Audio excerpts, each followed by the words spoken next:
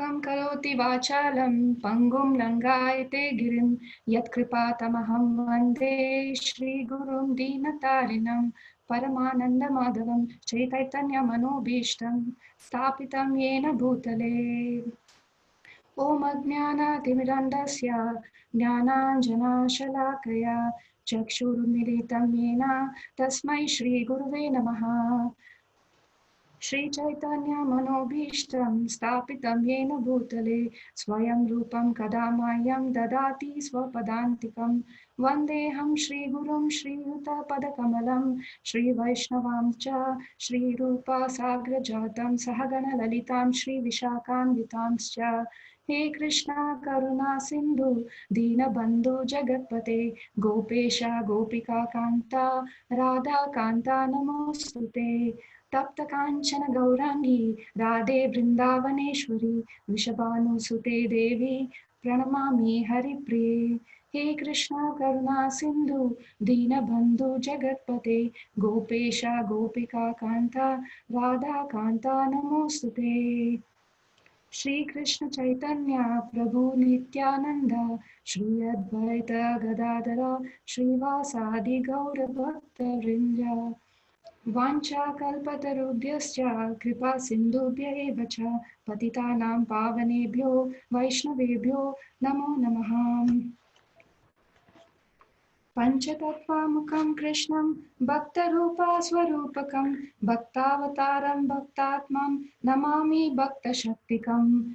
Hare Krishna Krishna Krishna Hare Hare Hare Ram Ram Ram Hare Hare Hare Krishna Krishna Krishna Hare Hare Hare Ram Ram Ram Hare Hare Hare Krishna Krishna Krishna Hare Hare Hare Ram Ram Ram Hare Hare.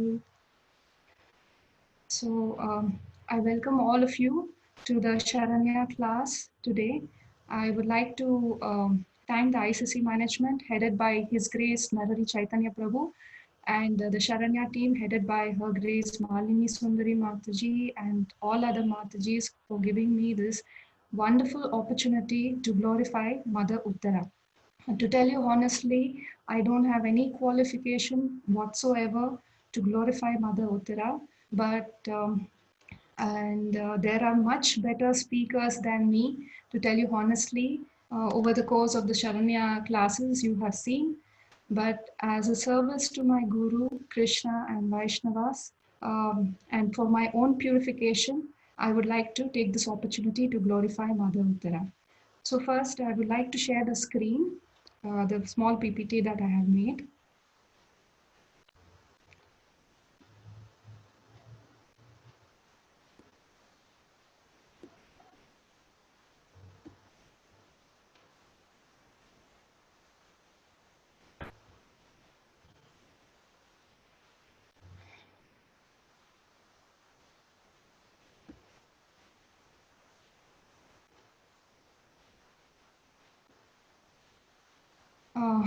Can everyone hear me?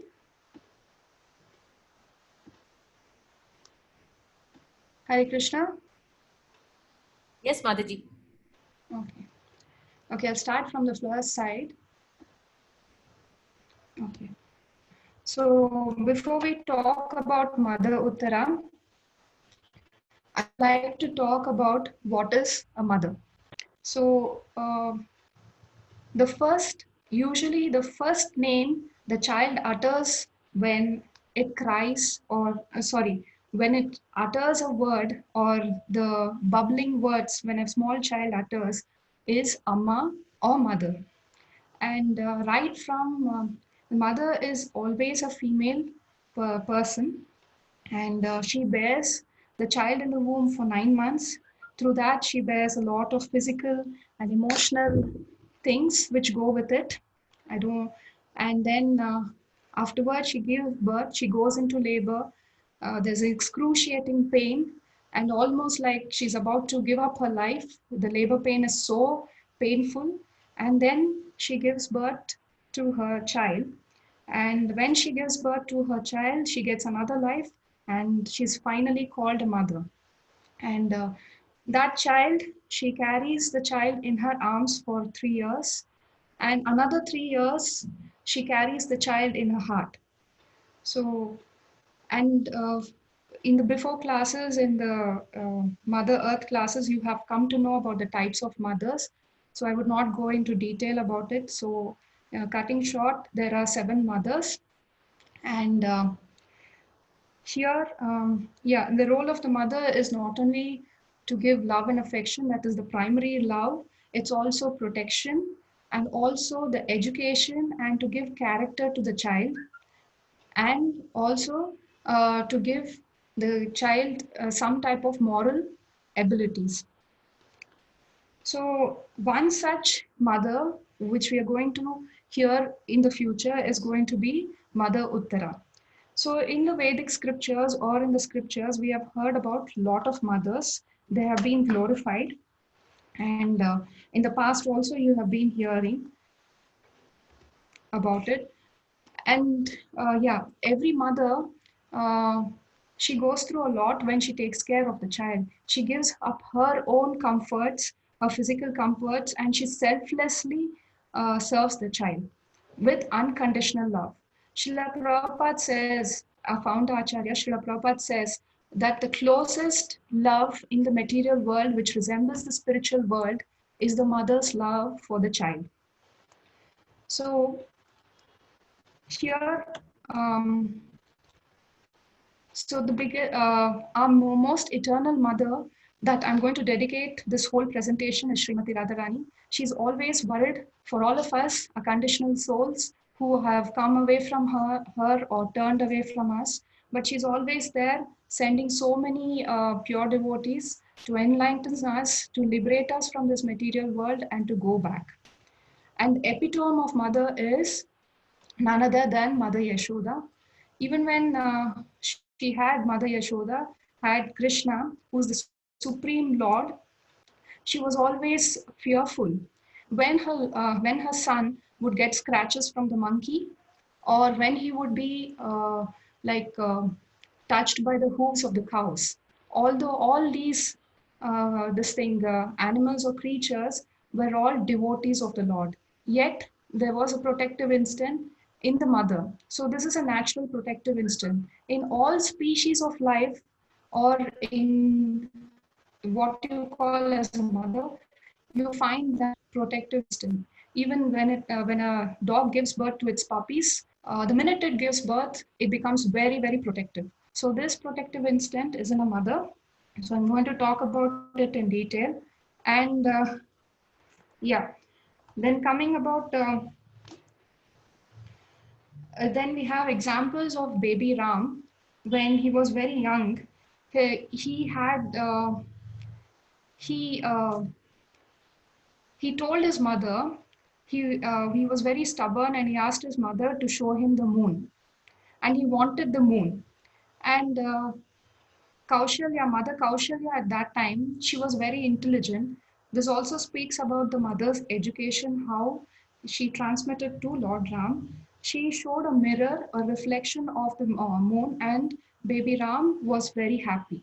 So, this is how the mother educates the child. Similarly, with the spiritual education.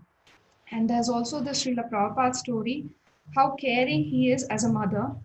Um, his disciple, one of his disciples, Shamsundar Prabhu, relates this. Long ago, you must be knowing that Prabhupada was preaching in the West. And in the West, when nothing had started, when ISKCON was in the newest moments, Srila Prabhupada, he had just an apartment and he was doing all the preaching alone. In fact, he was cooking for all the devotees who were coming, or anyone who was coming, and most of his disciples over there were hippies, and they used to be drunk, full of intoxication. And Shamsundar Prabhu remembers, like just like a mother, Prabhupada used to, when they would get drunk and they would sleep off after eating, Prabhupada would feed them nicely, and when they were sleeping off, he would put a rug on them, make them sleep nicely. And there were piles of utensils, and he would wash them every day. This is how Prabhupada loved, and each and every day he used to show so much of love to them, never chastising them for their bad habits, but slowly telling them the philosophy and giving them. So this was the love he gave, and because of his love and because of caring for such devotees, as a mother cares for his child, thousands of disciples he made all over the world. So this is the motherly affection. Now coming to the story of Pandava, of Uttara Devi, this story of Uttara revolves around none other than the Pandavas. So I will start the story with the Pandavas introduction. So all of you know about the Pandavas. The Pandavas are five great emperors. Each one is distinct in their skill, and yeah, from the beginning of their life, in their childhood, they lost their father, King Pandu, an untimely death, and they were brought up under the care of Bhishma in the Kuru palace. And in the Kuru palace, Dhritarashtra was made as the temporary king who was blind. But he was always having prejudice against the Pandavas because of his son Duryodhana. And Duryodhana hated the Pandavas, and you know how many attempts he tried to kill them by giving them poison to Bhima, and giving them, like making them go to a house of lac and setting that house on fire. So there was an attempt to murder.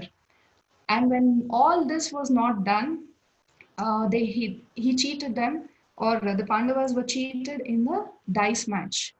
And also their very wife, Draupadi, was embarrassed and humiliated in front of all the uh, heroes of the Kuru dynasty. And then finally, they were banished into the forest for exile, 12 years. And in the last year, the condition was that they would live incognito. That is, their identity would not be revealed. And if their identity would be revealed, they had to repeat the whole 12 years of exile once again.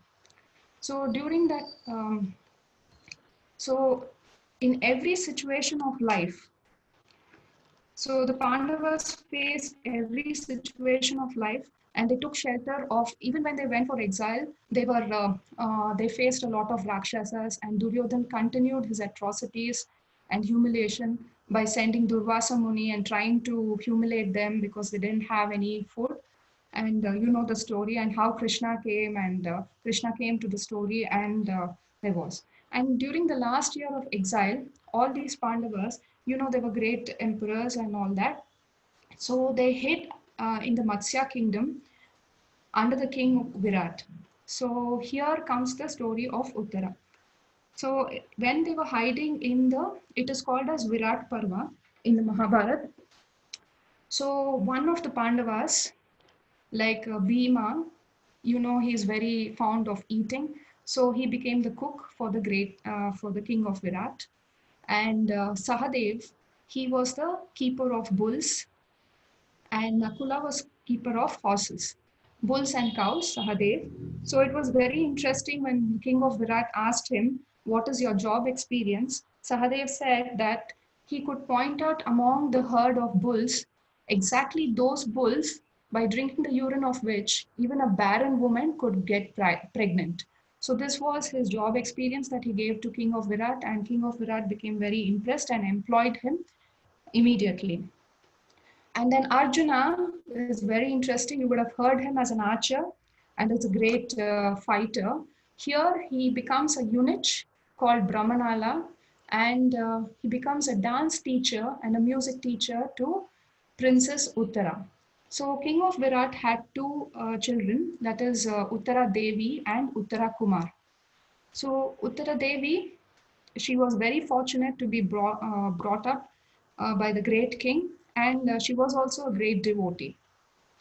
So then Arjuna, during that exile also in the Virat kingdom, the dangers did not stop. The Rakshasi called Kichaka came and attacked. So Bhima neutralized her effect or killed her.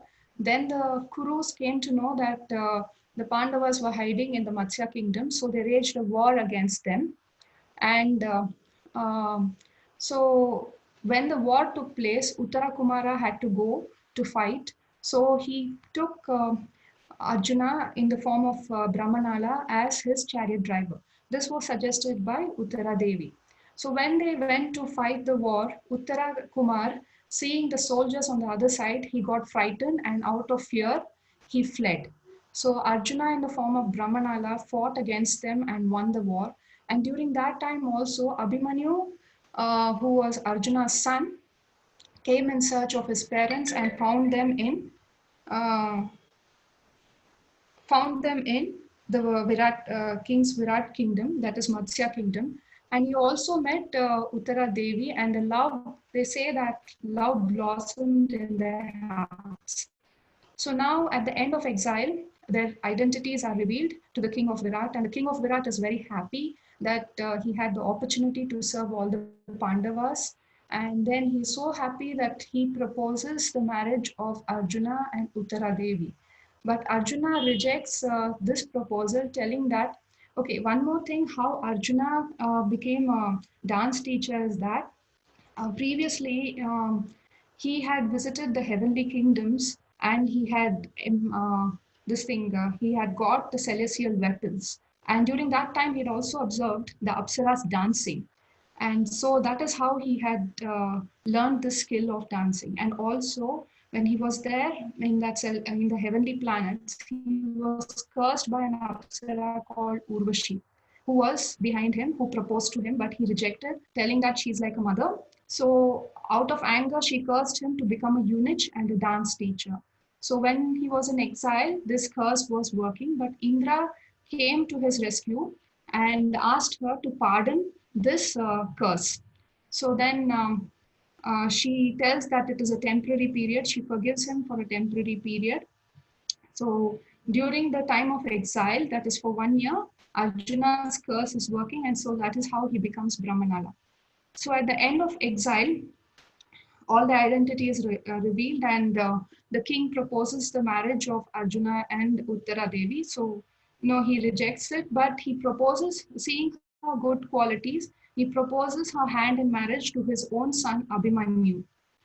So, at the end of the exile, they come back to their kingdom, and when they come back, Uttara is married to Abhimanyu, and yeah, when they come back and ask Duryodhana to give them back the kingdom, Duryodhana continues his prejudice against them, and so the war is inevitable. He doesn't even hand the kingdom. So the war is very inevitable, and the Kurukshetra battle takes place. And in the war, many soldiers are killed, including Abhimanyu. So Abhimanyu was killed in the war by unfairly, who was equally loved by all the Pandavas.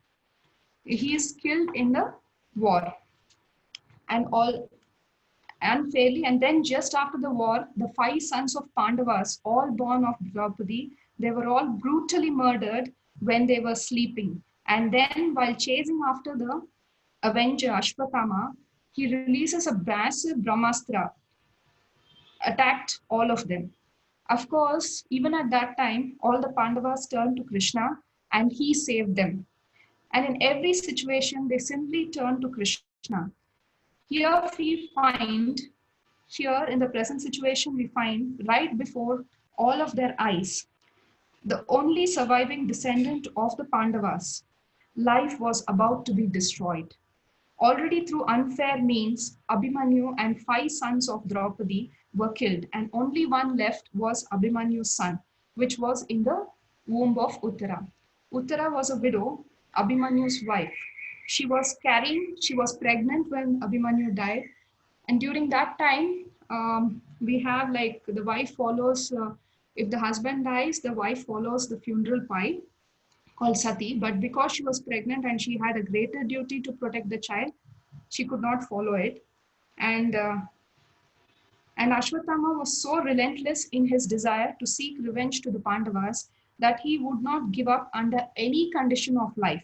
He had already been severely humiliated and punished for his last offense, but still he was determined to destroy the Pandavas according to his capacity. So it is actually quite wonderful, the power of Maya and the power of devotional service or bhakti. A materialistic person, however many obstacles may come in his path, because of his desire to fulfill his egoistic purposes, he has such incredible determination, willing to fight fearlessly just to fulfill his material motivation. Sometimes we are astonished in the world how many materialistic people can strive so hard for that. Example, businessmen, even after bankruptcy, they keep on fighting to get back into their office. The politicians, even at the risk of their life, so much of blasphemy, vices, they fight so hard just to get back into office. This is the power of Maya. Maya is empowering these people. So Ashwatthama, he was so angry with the death of his father Dronacharya that this anger created such an envy, such a vengeful mood in his heart, and according to our desire, Krishna empowers us, whether you're a devotee or not. Krishna is ultimately the doer of everything that is happening. So here we find Ashwatthama, due to his uncontrolled mind, he was not willing to logically or rationally analyze his father's situation. Dronacharya, people become so blind because of material attachment. He was attached that this is my father, and he was blind to all the atrocities that his father had performed. Duryodhana Duryodhana, trying to unfairly murder the Pandavas on many occasions, totally cheated them, utterly tried to disgrace them in every possible way, and Dronacharya was supporting him the whole time. In the battlefield, also, he was breaking all the rules and regulations possible to try to destroy the Pandavas, and he was on the side of Adharma. Love is blind in the material world. Spiritual love is based on knowledge and truth. Here we see to what an extent it can be in illusion. So Ashwatthama, he was so hurt by the ego, was so disturbed as how his father was killed, even though the Pandavas were directly protected by Krishna himself, he still vowed to destroy them. He wanted to destroy their innocent offspring. Brahmastra is a mighty tiny weapon that might destroy the planet in a second, and he targeted that mighty weapon to an innocent child in the womb. Anyways, coming back to the Pandavas were even more determined in not giving up their devotional service skills. So many tragedies, so many heartbreaking, so many reverses, they never gave up. Humbly taking shelter of Krishna, they never gave up their faith. Imagine in your own life, if your child is murdered unfairly, five of your children, everything was taken away from you, you have been humiliated and blasphemed again and again, one crisis after another. And yes, if you're in that situation, would you doubt, is Krishna really God? Why is this happening to me? What have I done? Of course, we are all coming from a very sinful background. So there is some material logic why we would have to suffer so many terrible conditions in life. But Pandavas, they have not thought of sinful activity in their whole life. They were emblems of dharma. There were no logical reasoning, no matter, no, there was no matter of karmas. People like us, we deserve many karmic reactions. But Krishna is so merciful that when we do suffer, Krishna minimizes to bare minimum just to give us a sample. But Pandavas deserve nothing. And yet, so many tragedies and crises taking place in their life, one after another. But through all of this, they ever questioned their faith? Even when Krishna allowed Abhimanyu and five teenage boys to be killed, did they ever question why did not Krishna protect them? Why should I surrender to Krishna? Never. They had such faith, so much devotion, they were not expecting anything from Krishna. Krishna, like, I am your devotee, now you will make materially so wonderful for me to enjoy. Rather, they accepted whatever came, and with even more determination than Ashwatthama to fulfill his material motives, the Pandavas, headed by Kunti and Draupadi, no matter what happened in this world, They always turn to Krishna with pure, unalloyed faith.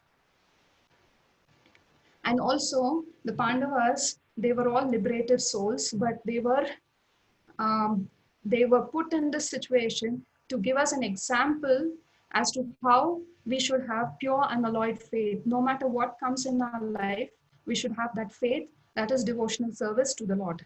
So, here in the present situation, we find that Uttara, such a wonderful, chaste woman she was, when the fiery iron arrow was coming toward her womb, she was so selfless, so kind, and so gentle. She is the perfect example of a mother. So before we go to Uttara's prayers,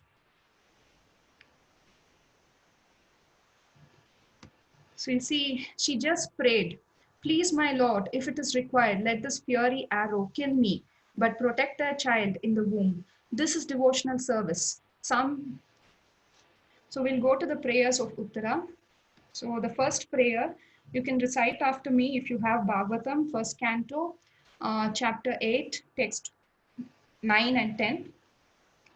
So Uttara Uvacha Pahi Pahi Mahayogim Deva Deva Jagatpate Nanyam Twad Abhayam Pashe Yatra Mrityu Paraspara. Translation by Srila Prabhupada. Uttara said, "O Lord of Lords, Lord of the universe, you are the greatest of mystics. Please protect me. Protect me, for there is no one else who can save me from the clutches of death in this world of duality." Purport by Srila Prabhupada. This material world is the world of duality, in contrast with the oneness of the absolute realm. The world of duality is composed of matter and spirit, whereas the absolute world is complete spirit, without any tinge of material qualities. In the dual world, everyone is falsely trying to become the master of the world, whereas in the absolute world, the Lord is the absolute Lord, and all others are his absolute servitors. In the world of duality, everyone is envious of all others, and death is inevitable due to the dual existence of matter and spirit. The Lord is the only shelter of the fearlessness for the surrendered souls. One cannot save himself from the cruel hands of death in the material world without having surrendered himself at the lotus feet of the Lord. अभिद्रावति मामीशा सरस्तप्तो यशो विभु कामं दहतु मम नाता मामे गर्भो निपत्यकाम. Translation: O my Lord, you are all powerful. A fiery iron arrow is coming towards me fast. My Lord, let it burn me personally if you so desire. But please do not let it burn and abort my embryo.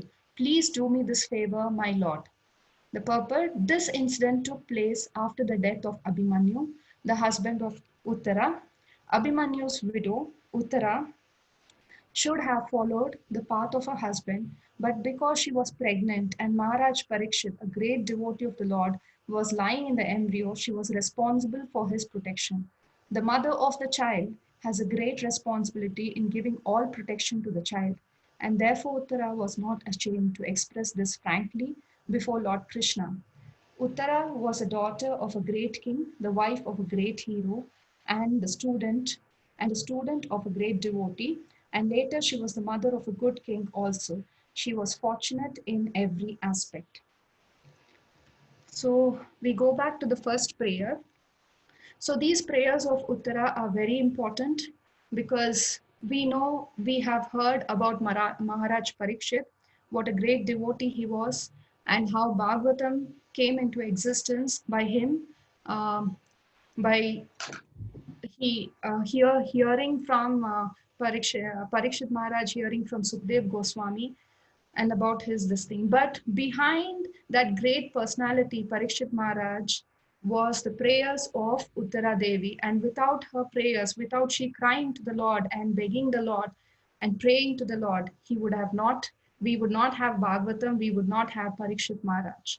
So in the first prayers, Uttara Devi, Mother Uttara, she addresses the Lord and she says about her position.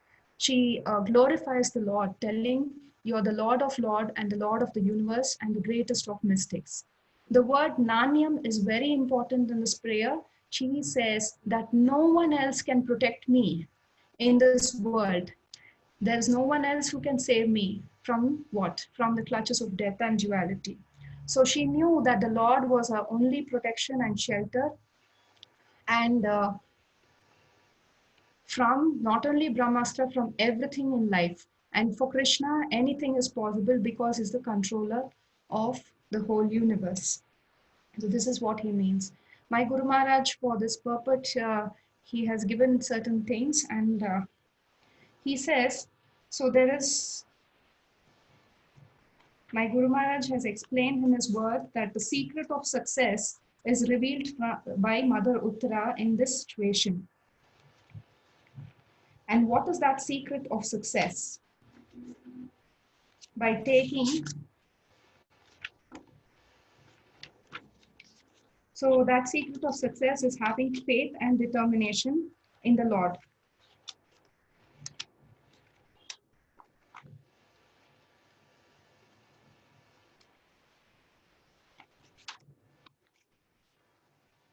Lord is equal to everyone, but that devotee who completely depends on him, he takes special care.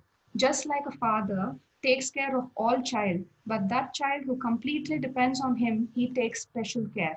Here is the secret to our success, that we should be so simple like a child, simply depending upon Krishna. This is the great secret of devotional service, because by that simple attitude of faith and dependence, Krishna will protect and he never lets anyone down. It is explained, it's given by Uttara Devi and explained by Srila Prabhupada that it is to completely depend upon Krishna, not that we depend on a false ego and some material ability. Real quality is to depend upon Krishna. We can say how Mother Uttara was completely sinless, how she was completely honest. She simply wanted to take shelter of Krishna, and Krishna does not turn away surrendered souls. In this world, to be dependent on someone means to be weak, because ultimately anyone in this material world can let us down, because they are all subject to the influence of the senses. No matter how faithful the wife, how faithful the husband, anyone, they come to the, when it comes to the attachment to the senses, different allurement to the senses, then every possibility of fall down. Naturally, we will be let down sooner or later. But to depend on Krishna, Krishna is never under the influence of the material world. He is always transcendental. Krishna was immediately attracted when Uttara ran up to him and said, this prayer is Pahi Pahi Mahayogam Deva Deva Jagatpate. Similarly, devotees are praying for the liberation of foolish people. Srila Prabhupada said, don't try to see Krishna, act in such a way that Krishna wants to see you. So in this way, Krishna, Uttara Devi was crying to Krishna for protection, and embryo dependent on her. The whole world is dependent on preachers of Krishna consciousness. So the next prayer. So she is actually in this prayer, she's telling her, she is describing her situation that a fury, a very powerful, she doesn't know that this is a Brahmastra. She only knows that it is an iron arrow and is a very fiery iron arrow, which is coming towards her fast. And she says, this statement is very important. My Lord, let it burn me personally if you so desire. But please do not let it burn and abort my embryo. So this indicates her selfless nature, that she was willing to give up her life to protect her embryo. And this is devotional service. Some people are under the illusion that being a good mother is a material attachment. Some people think that all I should be doing is so many sevas at the temple. It's Maya to take care of my child. This means that you don't understand what is Krishna consciousness. Part of Grihastha life, it is natural to have children as you have a desire, but you do it for Krishna. And it is your sacred responsibility to Krishna to take care of that child physically, mentally, and spiritually. That is your service. And if you neglect that service, you neglect Krishna. Better to perform one's own duties perfectly than another. When mother neglects the child, go to do so many other services, that is not proper Krishna consciousness. There will be reaction. But of course, we must understand the Krishna conscious way. to raise the child is to train the child to become a devotee. By creating such a wonderful spiritual atmosphere, by giving such a beautiful spiritual example in one's own life, that the child becomes naturally attracted to Krishna conscious. And by showing the child the proper love and care by which the child is attracted to you and therefore attracted to what you're giving them. That is the service of the mother, and it's also the service of the father. This is not Maya. This is devotional service. So Uttara, she was such a great devotee of the Lord that she was willing to give up her own life to protect her child willingly. This is a mother. You don't have this, you are not at all a mother, not in the real sense of the term. And today, all over the world, the very virtue of the mother is practically being lost. Uttara never even saw her child. He was just an embryo in the womb, but still she had such a motherly affection for him as a devotee. She was willing to give up her life for him. But today in the West and in the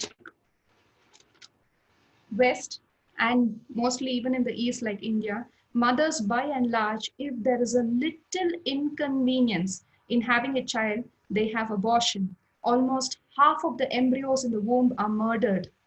This is a platform for vote banking for so many politicians. What I want to tell is that people's consciousness is becoming more and more degraded. This is Kali Yuga, where mother does not even see the sanctity and the sacredness of her relationship with her own child in the womb. In this way, humans have become less than animals. There is no animal that we know of that will not protect the child within the womb. That's the motherly nature of the animal. When human civilization becomes so attached to sense satisfaction, sense enjoyment, and egoistic pursuits, we become so envious, we become far lower than animals. But Uttara, she was a lady with dignity. She was an example for all the mothers. When her child was in danger, she saw that there was nothing she could do to protect it. She was just an innocent lady, and here comes the terrible Brahmastra flying right towards her womb. What could she do to protect her or protect it? So she turned to Krishna in running to Krishna and pleading, Krishna, if you so desire, let it kill me, not my child. She was willing to give her life in the mood of devotional service because it's a mother's devotional service to protect and nourish a child. She did not see the child was hers. She saw that the child was Krishna's and is under my care, and I must take care of it, even if it means my own death. What to speak of some inconvenience? This is Krishna consciousness, and because of her great devotion and because of the wonderful example she offered to her child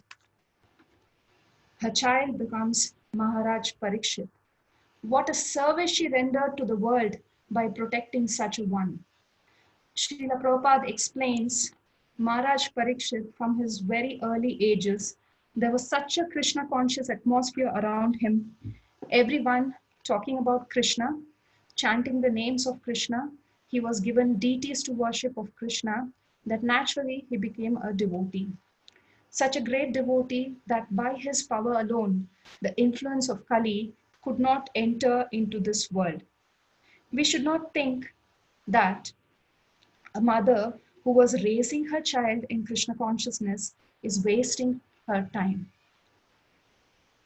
To bring such children like Parikshit Maharaj is the supreme most investment in this world. But if the mother becomes simply materially attached and does not keep good sadhana in her own life, does not keep good satsang with devotees in her own life, and does not give the child a chance to become Krishna conscious, that is also a total neglect in duty. So, on one level, if we neglect the child for our own so called Krishna consciousness, we are sinfully neglecting our duty. And if we neglect our own Krishna consciousness in order to take care of the child physical needs, we are also neglecting our duty. It's not the one way or the other. So we should be very honest and sincere in our devotional service to create an atmosphere of the spiritual world around the child, and also be very careful to protect and to administrate whatever needs they are for the child to feel secure and loved in Krishna consciousness in this world. This is the service of the mother. This is the service of a devotee accepting that role as a mother. Uttara is here illustrating the most wonderful example. She is petitioning and praying to Krishna to save her child. But of course, even when there is not a Brahmastra weapon directly aimed at our child coming at it, we should know that forces of Maya and Kali are like so many Brahmastra weapons attacking our children to propaganda of atheistic education, the propaganda of sense satisfaction in the form of television and music, so many other forms of intoxications. They are Maya's Brahmastras coming to destroy the spirituality of the child, also coming to destroy our own spirituality. Therefore, the mother and father knows that I alone cannot save the child from all of this. So therefore, the parent's prime duty in life is like Uttara, to helplessly surrender and say, please, my Lord, only you can save this child. Please protect. I am willing to give my life for you. I am willing to give my life in your service. Please protect. And Krishna, who so wonderfully appears within his name, is there to protect us when we sincerely call out, Hare Krishna, Hare Krishna, Krishna Krishna, Hare Hare, Hare Rama, Rama Rama, Hare Hare, Hare Krishna, Krishna Krishna, Hare Hare, Hare Rama, Rama, Rama Rama, Hare Hare, Hare Krishna, Krishna Krishna, Hare Hare, Hare Rama, Rama Rama, Hare Hare. So for a mother, raising a child is the part of her sadhana. So raise a child in Krishna consciousness is a great austerity. It's a worshipable service. It's very dear to Krishna. And it's also a long-term investment. World needs such great devotees.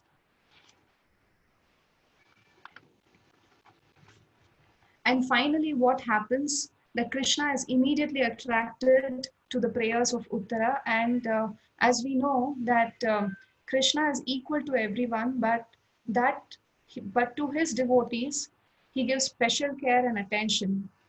An example is given like the government provides food and shelter to everyone, but even to those who are working in the jail, who are in the jail. So, like that, Krishna indirectly helps the non devotees, but to devotees, he gives special attention. So, like that, when Uttara called out, he directly went, he expanded himself in the womb of Uttara. And you can see in this picture, he surrounded the womb and neutralized the effects of Brahmastra, which was coming. And so Parikshit Maharaj was saved. And why he was named as Parikshit is because he was always inquiring, because he had seen the Supreme Lord in the womb. So he was inquiring who this person was, not knowing that it was the Supreme Lord Krishna. So here I would like to talk about two aspects of devotional service which was shared over here, and Uttara Devi shares over here. One aspect is about the prayer, which is a part of the devotional service. So we have different types of prayers, the Shastric prayers, and we have personalized prayers. And prayer is a form of communication to the Lord. And there are three parts of prayers. In any prayer, the great souls tell that we have three parts. One is you glorify the Lord and you accept your position that you are just a humble servant and the Lord is the supreme Lord, is the controller of the universe. And then you express your situation, the current situation, and uh, you explain your situation and ask Him in a humble way what you want. These are some of the prayers. In Nuttara prayers, you can see that. And yesterday, we were also coming across the prayers of the Nagapatnis. So, prayers bring us close to the Lord. We express, and we should not be ashamed to ask the Lord the favor because He is our ever well wishing friend and Father. And yeah, if we make any one part of the devotional limb, that is Vandanam, that is prayers, also we can go back to Lord. And the other part which I want to talk about is the Lord's protection. Lord protections to the living being. I would cite one example of King Solomon here. Sorry. Yeah.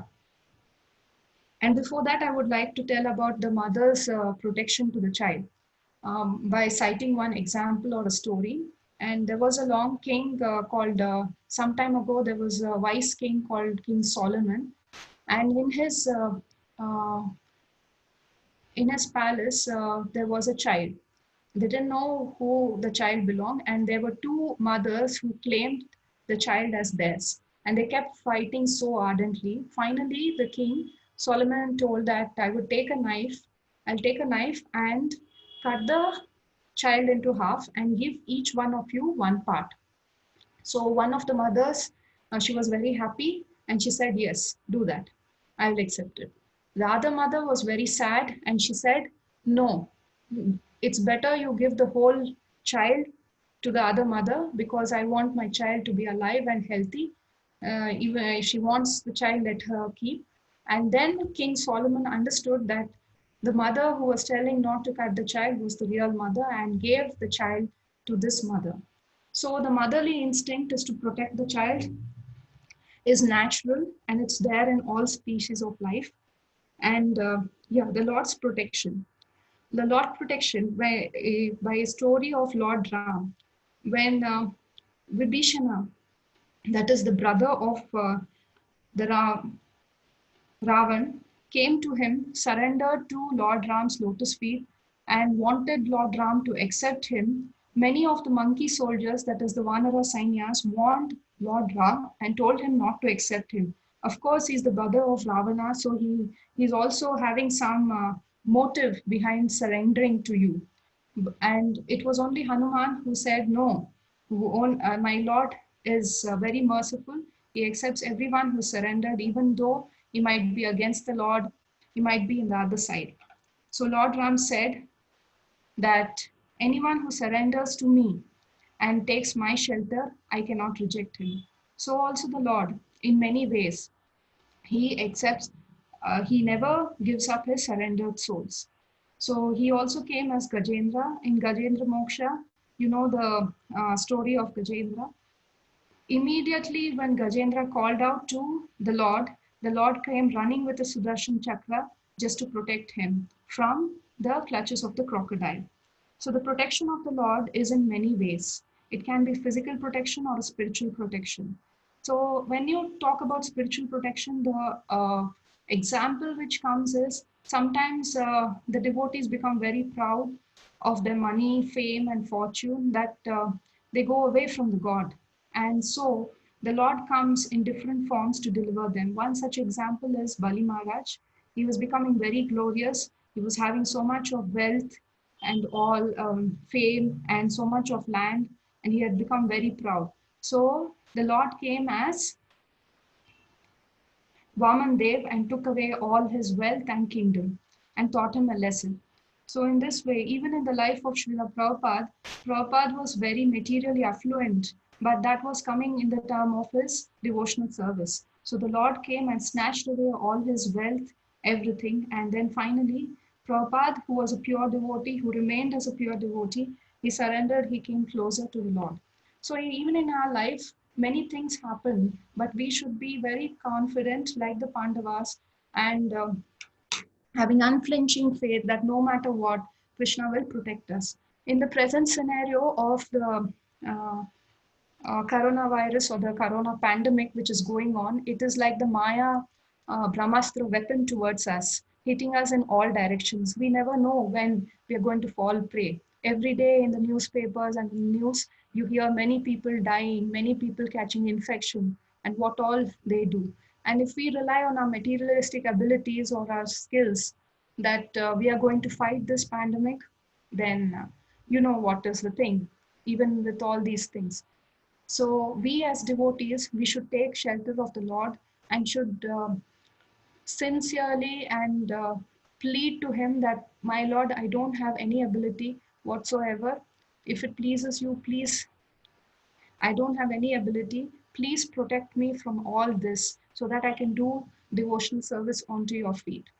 And the Lord, who is very merciful, he is always there for his devotees, and he he responds. So in the story of Uttara, to tell you what I learned personally is that we have to develop this selfless mood and attitude of surrender to the Supreme Lord. I personally don't have such a selfless mood, so I beg to the lotus feet of Uttara and all the Vaishnavis assembled over here and all the Vaishnavas in the world that I cultivate this mood of service to the Lord, and these good qualities of Uttara will manifest only by the blessings of Guru, Krishna, and Vaishnavas. And I would like to end here